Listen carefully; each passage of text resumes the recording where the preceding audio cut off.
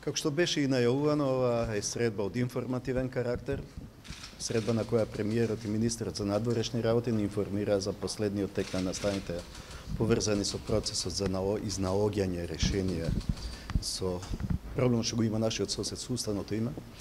Бевме првпат информирани за некои работи кои сега првпат ги слушнавме. Тие се усно пренесени, така што очекуваме за сите овие предлози, идеи да добиеме и писмен документ за да може да се гради став. До сега на овој состанок не изградивме став, туку само ги добивме информациите. Очекуваме дека во иднина нема да бидеме селективно информирани и нецелосно. Очекуваме бар основниот документ на кој се гради овој предлог, тоа е предлогот што го дала грчката страна, да имаме увид за да знаеме за кои прашања и воопште се разговара.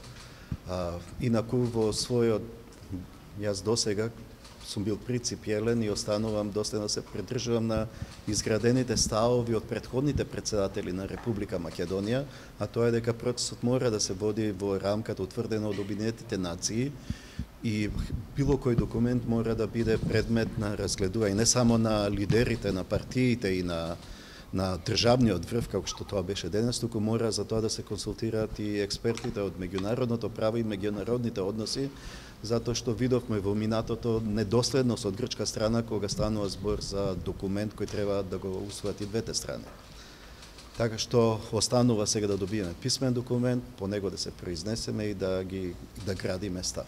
Председателя, премиерот го кажа предлогот, која е вашата позиција? Република Илирска Македонија ерга умне уставни измени, македонски јазик и МКД под увидоста нива. Која е вашата? Се додека не добиеме на писмено, не можеме да се произнесеме и да градиме став. Тоа е устна информација само. И затоа и беше свикан состанок да бидеме информирани.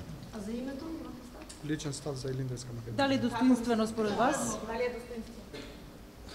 Тоа кога ќе се добие на писмено. Не можеме на хипотетични ситуации, устни информации кои се дури некој пат и емотивни да градиме државна политика и ставови.